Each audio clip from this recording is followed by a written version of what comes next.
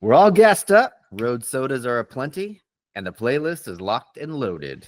It's time to take the high road.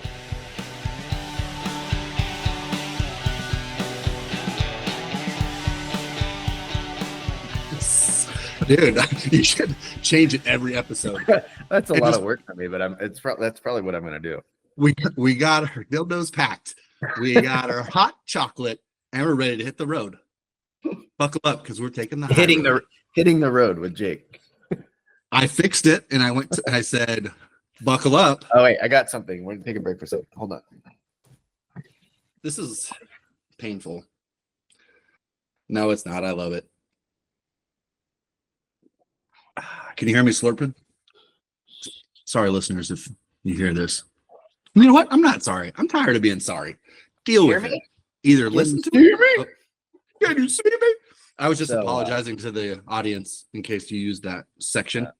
But then I was like, you know what? I'm not going to apologize anymore. I'm just going to be me. You can delete or not follow or not listen. And that's okay. For when you say your phrase, if you actually say it. Oh, no. I'm going to hit it. Wait. Good test run. So, at any rate. Is there different noises, or is that? Do it again. Do it again. Get him out. So at any rate, that's not a very good. So this is going to cause me to say it now a bunch. I'm on this show. I'm trying to not say it one time. Give me one more. Wish me luck. So at any rate, next. That one's the best. Aww. Like you're disappointed. Yeah.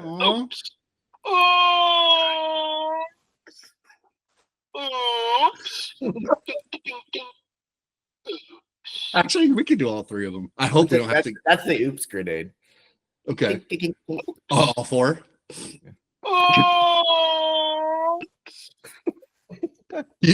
Can you press one button for all of them to go, or do you have to go through it and then the fourth round is all of them? Yeah. Not while I'm drinking. Yeah, you're right. You're right.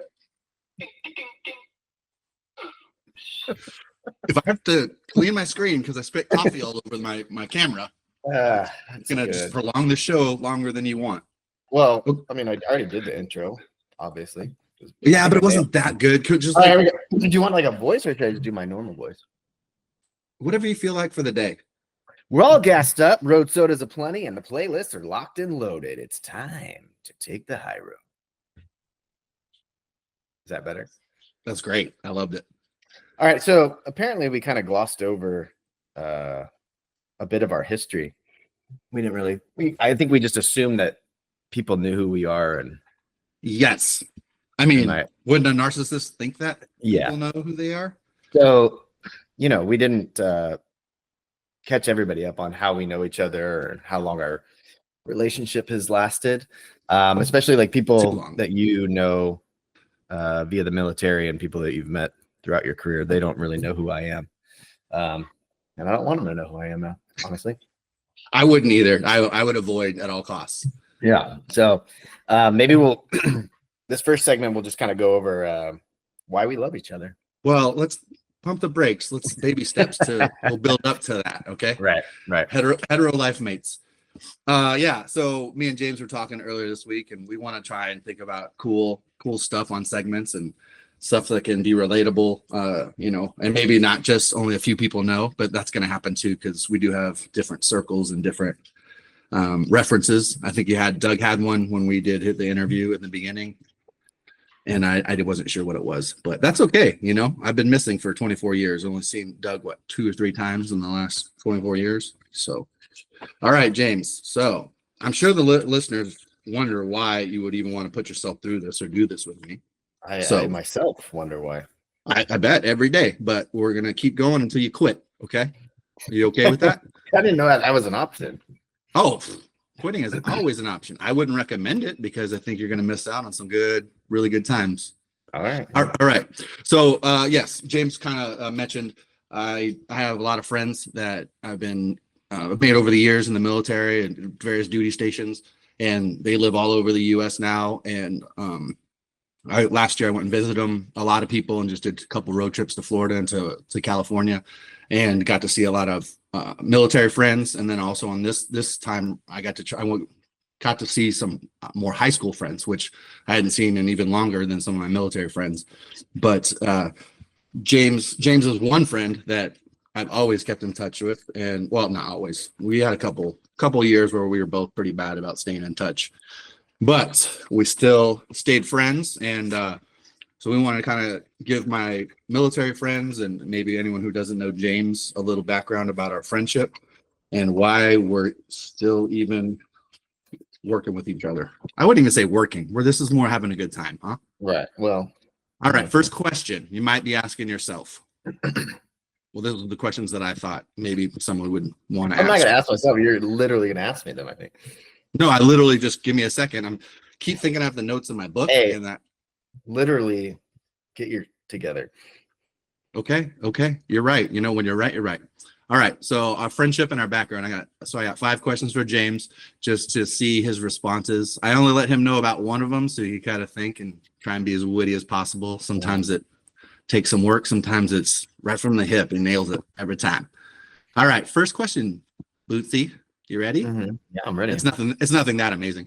All right. So we really didn't become good friends until our senior year in high school. My question about that is, why do you think we even became such good friends our senior year, and why was it then instead of sooner?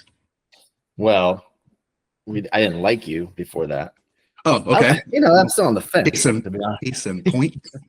But I was thinking about that. I think there was 2 reasons. You started going to River Park randomly. I think our senior year, was it? Yes, or maybe Adam Sherwood.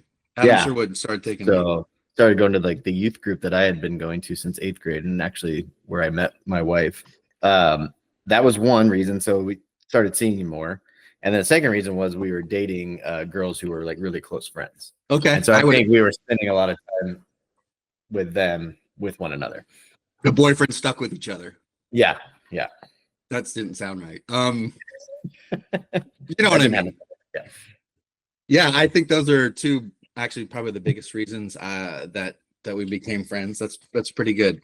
Well, and then I was going to also expand on that. So yeah, then of the people who left after high school, I think you and I were the ones who were there the longest, right? I don't think you left till like September, and I didn't leave till October of that. Okay, yeah. So I think we were just kind of like everybody left. I was your only option. Is that what you're saying? Yeah, that's what I was thinking. Like I'm stuck with this guy. Like 1 more month and then I'm out. Oh, never see this fool again. That's funny. I mean, but I think we did lose a little bit of touch that my first couple years when I was in training and boot camp and all that stuff, and you went off to school, and I didn't have a cell phone until 2003 when I got back from Afghanistan. So I was using payphone cards. Nice. In the barracks. Like that's now we have to explain to like the listeners that's how old we are. Some would say it was a pyramid scheme originally. But we didn't have money and didn't have cell phones early 2000s, and I ended up training and then deploying quite a bit that first 3 years, but came back with some decent money, so I thought I'd drop 150 on a cell phone. I think that's what they were around the time, maybe 200 for your service and having the phone. But I think once that happened, I think we reconnected a little bit better, and we're able to just keep in touch rather than sending letters like through the carriage wagon. Like you had to send me letters at boot camp, and then it was really just phone cards moving forward. That was all I used until I got my cell phone in 2003. So I do appreciate you coming back to be my friend. But yeah, I think our senior year was super fun. I had fun going on double dates with you and Sabrina, my girlfriend, and Ivy. It wasn't Ivy. Oh, who was it? Don't tell me. Not Raquel Welch. What? I'm totally blanking on her 60 name. years my senior. Well, I mean, she's not that important, I guess. Well, she wasn't in your grand scheme of things of your life, right? Like you think high school, oh my gosh, this is my girlfriend, she's going away to college. So yeah, probably not meant to be. It's just not, the numbers aren't there. But I mean, would that be the answer? Is that the correct answer, or did you have a different? I agree. I would say those are the main reasons that we finally became friends. So that full circle. Okay, so we waited till senior year, probably because of my fault being such a doofus or jerk, whatever you want to call it. Mhm. So full circle, not full circle. I'm going to stop saying that. Delete. Okay, go. So what was your first impression, man? I know you say you didn't like me, but Oh, can you man. remember the first interaction or the earliest moment or earliest Yes. memory with me? So this is insane. So you know me pretty well now, but I moved from a tiny private school to a little bit bigger private school. So I had grown up in private school, and then right before 8th grade, the summer before 8th grade, a few of us transferred over to Alta Sierra. Gotcha. So big school, brand new school, like didn't know anybody except for like the 4 guys I was going over there with. And randomly my mom came home. She must have done like admissions or something for me, and came home. She's like, she knew I wasn't going to play flag or tackle football. I'd never played tackle football. And You're a little guy. Little guy. I love football. Football is my favorite sport to watch and play still. Like I love it. I just wasn't built like a football player. And she came home, she's like, well, you should play water polo. Like I don't know what that is. I don't know how you get horses in water. I don't doesn't make sense to me. But you know me now, like what made me say yes? I have no idea. Like, probably just to get your mom off your back. Like, fine, I'll give it a try. I didn't even like hesitate. I think about this now, and this is gonna sound corny or cheesy or little, I don't know. Just send it. But it was almost like it was like Providence that like I went there, because is that the right word? Like Providence? I don't know what that word is, like how to define that one. So. Let me see. Timely preparation. Okay, hold on. Timely preparation for future eventualities. So I think that's right. Right. Kind of weird how you had that word readily accessible. Well, I was going to use it because I couldn't think of the right word, so I looked it up right now. So yeah. Well, I'll disagree with the word you used, but go ahead. So I was like, yes, that's not me. I will never do so. I don't know anybody. I've never played this sport. I know nothing. So I go, my mom drops me off. At Clovis West, remember? We didn't have a pool at Alta Sierras. Was it? No, it was Alta. Yeah, you guys had a pool in 8th grade. 7th grade you did, probably. I think you guys had to go practice in the morning in 7th grade, but I wasn't there. So this is 8th grade. Okay. So okay. That makes sense now. How when you're meeting people or like in a crowd, you don't recognize faces necessarily. It's just all just like they're people. They're just like a bunch of like 7th and 8th grade dudes. Just like, and blank, I can't really, just almost like blank faces that blank faces, just dumb little kids that just won't listen. Yep. So I'm walking. I'm like, I know I'm not going to know anybody. Like I see all these kids and I see all these like, hey, listen, I was saying I wasn't built for football. I wasn't built for water polo either. I just didn't know any better. I mean, a wide torso and legs. Yeah, I'm walking up and I see like, all you guys have torsos that are like a mile high. Like I'm like, and I was born with a dad bod. Like seriously, I to describe my bod as like a 13-year-old, like I look like John Hamm, but like not in like sexy way. You know what I mean? Like have you ever seen him with the shirt off? He's like burly chest, but like it's like a 13-year-old. I don't. Like, maybe you didn't take that role till around 3 or 4. You know what I mean? But the funny thing is like now I've grown into it, and like my dad bod I had to wait 40 years for my body to be like, oh, he has a pretty good body. Well, yeah, but I've had this since I was born. Like my son's got like 8-pack. He doesn't do anything but eat, sour gummies. Any junk that he can find. I never had that body. But so I'm looking at all these like torsos and like Greek gods for the most part. There was a couple other people out there, and I'm like, oh my gosh, what have I got myself into? So again, I don't recognize anybody. I don't see anything. All of a sudden, I see this scrawny little lanky kid with the hair. He had the hair that was parted down the middle, shaved underneath, which is just, I guess that was cool because I had it too at one point. But he just stood out. He was running, and that's the first thing I remember. I was like, I don't know much about this water polo sport, but I know you cannot run on the deck. But this kid was like with his goofy smile, yelling, running, like throwing things at people, jumping into the pool, then getting out. And I remember the coach, Devere, right? Yeah, Coach Devere. Good guy. I like that guy. Was like, hey, get out of the pool. Kept yelling at this one kid. And that one kid was you. And I'm like, oh my gosh. And the first thing I thought was, dude, he's such a naughty boy. Like he's running on the deck. You don't Naughty run boy. on full deck. Because And we're still following all the rules. and just causing so much trouble. And I was like, I need to stay away from this guy. I'm never going close to this guy. He's bad And news. it was you. So you're literally the first person I ever like recognized or saw at that school. Later on, I recognized TJ, a friend of ours who I had gone to basketball camps with at Fresno State. So I did know one person actually, but him and I didn't get along either because we kind of had a rivalry basketball wise. But yeah, that was my first impression. He was like this naughty kid who's running on the deck. He's gonna get everybody in trouble. I'm glad I could be a part of that amazing moment of your first encounter of water polo. But then, now that I think about it, and to bring back the word Providence, is like I would have never done that. Like I think 9 out of 10 times I've been like, no, I'm not playing a sport I don't know. Like, but I was like, all right, I'll go. And I ended up meeting you. Like, I saw you first time, and now 32 years later, whatever it is, yeah. Can't get rid of me. Yep. No, yeah, I was definitely a handful. I think in our younger years, I think I was kind of a jerk to a lot of people, and I think maybe our sophomore year, I started like realizing that people don't really like a jerk. Like I always tried to be funny, but I kind of was turning more of a jerk jokes rather than just playful jokes that I enjoy now. But yeah, that's funny because I remember seeing you for the first time. I don't know if it was that practice or maybe the next one. But just that walking from like towards the pool and just trucking along in his speedos, just could totally tell he's just out of his zone, and it was pretty uncomfortable walking around like that. And I wasn't. I grew up around pools and short. Always just in shorts. Yeah, it could have been the same day or it could have been another day, but that's kind of what I remember. Because I was not remembering that you in 7th grade water polo, but you did 7th grade swimming, right? So I think I wasn't at Alta in 7th. I was still in Fresno State. Okay, so the plaques I have threw me off because one says 94 and one says 9. Oh, that's swimming. Okay, I was wrong. Okay, so 94 and 95 are the plaques I had. Let's just show this real quick before we move on.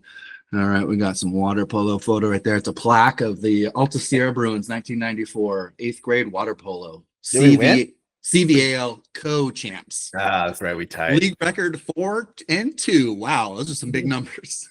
It was a new school. No, I know we didn't have a lot of rivals. Wait, hold it still. I want to look. Well, I'm trying to get close. I'm right above you. That's so funny. I'm just like right above you. Yeah, that's what I love. That floppy hair. Well, you're going the wrong way. Oh, is that side? Yeah, there. Look, you got the floppy hair still. Amazing. I love it. I love it. I think you wanted to be behind me. I think you wanted to be around my aura. Yeah, look at that naughty aura. But I remember, so we would swim laps, and like I swam, but not swam.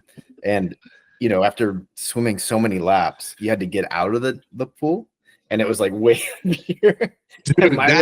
My little fat body was like, I can't, especially after I was tired. And I think you made like a comment. You're like, come on, fat boy, you got it, or something like that. And like, I believe that. After that, I was like, all right, I got to do this. And I would just like all my strength to get up on that thing. Yeah. But yeah, I just, when I was younger like that, I didn't think about what you were going through. You know what I mean? Like I was dealing with my own things and insecurities. And so I think it's funny in hindsight, but I was like, that was kind of jacked up. Like, but my dad said what he wanted and wasn't always nice. Kind of like, I think your dad. So I just thought that was the norm. And it took years to like get on a better path and a better mindset. Yeah. I mean, but it made you tougher, right? And I think that's a big aspect of sports for me before I went to the military is that competitive nature in those sports. And I think, just having that team mentality, team effort, and and I was immature and still am right now, but I was all about the limelight too. I wanted to be the star player or whatever, star swimmer or star wrestler. I dropped wrestling our freshman year because this was like a state champ, so I was like, yeah, I'm not wrestling anymore. But then for some dumb reason, I picked up wrestling our senior year. Yeah, so dumb. Oh, I'm 165 pounds and just enjoying life. Oh, should I go wrestle 152 and have to cut 15 pounds for the next 3 months? That's odd because when I started water polo, I think I was 165. Oh, I didn't know that. No, it's a joke. At least 120, right? But okay, next question. Sorry, we're carrying on. All right, next question. Third question. All right, so we kind of went from we met in junior high. playing water polo, and then we moved on to high school. I don't remember a lot. We don't really need to talk about freshman to junior year because I don't remember a lot, but we can always reference stories. Quick question. So like, you remember me on the water polo team? Like, what was your impression of me as like a player? Because that's pretty terrible. I thought you were terrible, and I wanted you to quit, to be honest with you. And because I was a jerk, and I was like, I only want good players, and I was like, no, that's, as being a coach now, it's like you want to give a few people a chance that have show potential. They might not look it, but so but I was just, I only want good players. They better be at least half as good as me, type of that mindset. And so when I saw you, I was just like, oh man, here comes some chunky dude that's trying to compete with the big boys in the water. Right. Like that's some tough thing. But I think it was I didn't think I didn't like you. I was just like, okay, well, I'm probably gonna make fun of this dude. Fair. It's I made the traveling team though. I think that's what I'm saying. So back to building up resilience and being tough, like you had to deal with a douche like me, and you still dealt with it mentally and still push yourself physically. And I think that's a good tool to in a controlled way, with teams and coaches, and to get maybe people with self-doubt or low confidence to be a little more confident and want to have a team mentality and like camaraderie. Because I mean, I feel like kids even at our age can feel isolated, especially if they grow up at a home with one parent or two parents that are divorced and they just don't like home. So school is their kind of getaway, or sports are their getaway. So that could have been you. I know it was me. I know that's why I always wanted to play sports, because I wasn't eager to go home and be in a secondhand smoke house and dealing with BS. So sports were very important, I think, part to my survival as an adolescent, and then with having that mindset as an adult. So I'm glad you stuck with it. Long story. I'm glad you stuck with it, and I'm glad we're still friends. All right, next question. All right, high school. We'll say. All right, so some people say you can tell a lot by someone from their high school superlative. Am I saying that right? Superlative? I should have looked it up. Don't look it up. I'll say superlative, and people can laugh that I'm saying it wrong. So superlatives are like most likely to succeed, most likely to be professional athlete. Which definitely wouldn't have been either of us, but. So it's a two-part question. The question is, do you remember if you were given a superlative in high school, in the high school yearbook? And two, if you had to create a new superlative for you and a new one for me, what would they be? Oh my gosh, that's a lot. I didn't get anything in the yearbook. I did win best hair for the newspaper because I had a perm. The Fresno Bee? No, our school newspaper. You do this. So and this is a touchy subject. Okay. And I came in second for funniest, which was interesting. I didn't. Who was first? Behind Byron Watkins, I believe. So I used to do cartoons for the newspaper, not by choice. I think I remember that. Sorry. Yeah, they used to kind of force me to do it because they would always have their last second thing they wanted done. And I wasn't a part of the newspaper, but they're like, hey, could you do this for me really quick? I'll give you tickets to the soccer game or something. I'm like, I don't want that, but okay. So I knew the person who was running the newspaper. I think she was a junior our year. So I got a lot of insight of so I didn't win anything in the yearbook. I did win best hair. I think there's a picture of me in the newspaper. I think I have it somewhere. She told me I got second funniest, which was kind of cool, but losing to Byron. And then I also got only our high school friends can relate. So Hawaii friends and other people that don't know the Clovis area or didn't grow up with us. It was just he wasn't that funny. I think he was okay, but that was kind of like, what, really? Oh, okay. Yeah. But, so that one kind of I was like, oh, whatever. And then I also got a lot of votes for most change since freshman year. And I remember Ben Fox was in my government class. And everybody was like, yeah, we're voting James for funniest for the, and he's like, I'm not voting for fun. He's not funny, but he is the most changed person I know. So I think he spirited that one. I don't know. And he initiated that and got the crowd going, So it's funny that that's a funny question that you asked, because I actually knew the answers to those, but I didn't win anything in the yearbook, but the newspaper I did. I don't think I of course, remember, we got to come back to me because this is all about me. I'm kidding. No, and that's why I was asking about the yearbook, because I'm sure there's other people. We could do a segment maybe next show or in a week or two where we go through the yearbook and we kind of just read off some stuff and maybe say some funny stories about high school. And then I'm sure we're going to hear some when I go to Clovis and I interview some people. They'll probably have stories that maybe with stuff we weren't there or before we were good friends or whatever. So I think people have some funny, childhood stories, and I like ours the best, I think. Well, and then for you, I think you said I have to write one for you. Most likely to turn down potential Olympics to go to the military. Is that would that be you? Dude, you know how many people were surprised that I was going military? Because I was class clown and like what? I was like, I didn't think they'd let you in. I didn't think so either. They would have been there first day of water polo, 8th grade. They'd be like, Or actually, they'd probably been like, no, he definitely needs to go. Yeah, but that chunky kid, he's out. Yeah, I think I don't think you're going to come up with a good one. I want you to come up with a good one for yourself. You don't want me to? I do. I want you. I want to hear it. God. Think about it. So most people likely that be accurate. What? So think about it being accurate of what people would say about you now. Okay, well then I'll go back to yours. I'll do mine by yours. So most likely to not join the military is what I would have guessed for you. Yeah. I honestly I knew I didn't have money for school or college, and I didn't want to work, didn't know I wanted to go to school. So absolutely.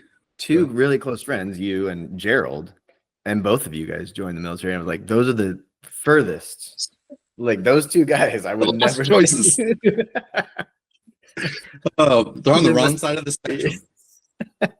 Man, they must have been desperate. Dude, but it was funny because most of the time that when I got in trouble in boot camp is because I was laughing. And so the RDCs would walk through the open squad bay barracks, and we'd be all just standing in front of our bunks.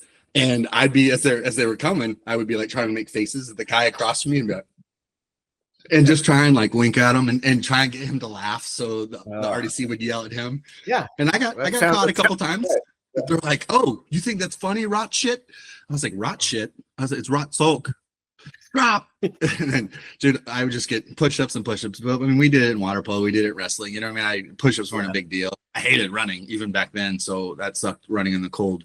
But it was the physical physical challenge part of the boot camp was not that hard. You would have easily passed the Navy. I don't know about the Marine Corps, but you would have laughed, dude. People were struggling to like fold their underwear correctly or just learn how to march after like 3 or 4 days. We're still struggling. Like, oh my God, this is right. Which foot's my left foot? Right. Well, these are the people I'm going to be hanging out with. I was like, man, I might not be cream of the crop, but I got to be at least above average on these human beings with just a physical ability and somewhat intellect.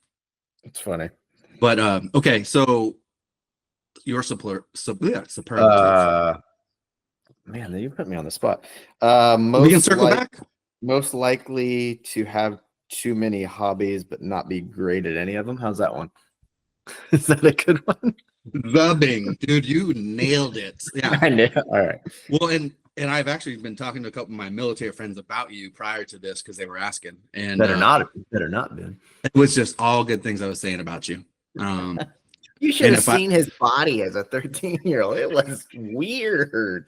No, and I've talked to a couple people about you, and I divulged a little bit that probably only me and you know, and maybe they'll break. No, not that. You keep that in confidence. You know what I mean? We're all dealing with less than we want, but I think for your superlative, I finally found it. I was traveling through space to find that landing. I've really talked highly of you to a lot of my friends. I've told them that you're super talented with drawing and playing the guitar and multiple instruments, and your graphics and videography. I mean, like all these skills, like you said, and probably all skills that you could have perfected if you had maybe just picked one. But I think you were good at a lot of stuff, like you said, and I still think you're good. I'm excited if you want to make more designs for t-shirts, because I'll wear them all the time. Right. I think your editing for these videos was awesome and super just savvy with that. So I mean, you're not like a caveman. You can do lots of different facets of things that a lot of people can't. Play the guitar and write music. And I was going through old pictures and saw Wings for the Queen and the photos I was taking of you guys at your shows in 08 when I got back from Hawaii and living Good in shots. Some good shots. Dude, you guys looked awesome. It's very nostalgic looking at those photos.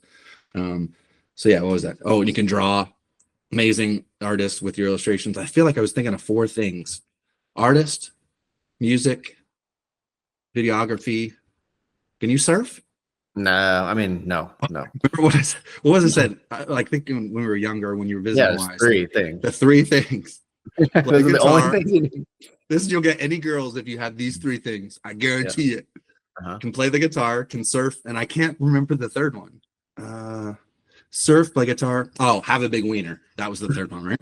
So, 2 out of 3. 2 out of 3 wasn't bad, But I'm kidding. No, but yeah, I feel like you're talented. I'm super excited for you to keep doing this, and hopefully we can be a part of something really cool and fun for us and other people.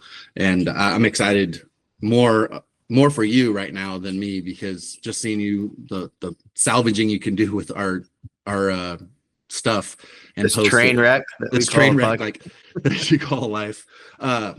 Yeah, I'm kind of totally just kissing your butt right now, but Ooh.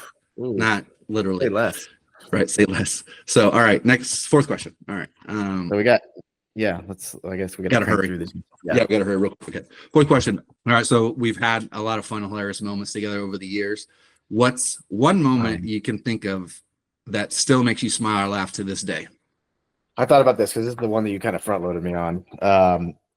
And it's going to sound cliche, but like a lot of the moment, I mean, there are a lot of moments, but a lot of the moments are you kind of have to be there, like to, you know what I mean? Like I was like trying to think, I was running through them and I was like, and even the one I'm about to tell, like, I think you kind of had to be there, but it's just a story that comes up, and there's a phrase that we use all the time still that came from this story.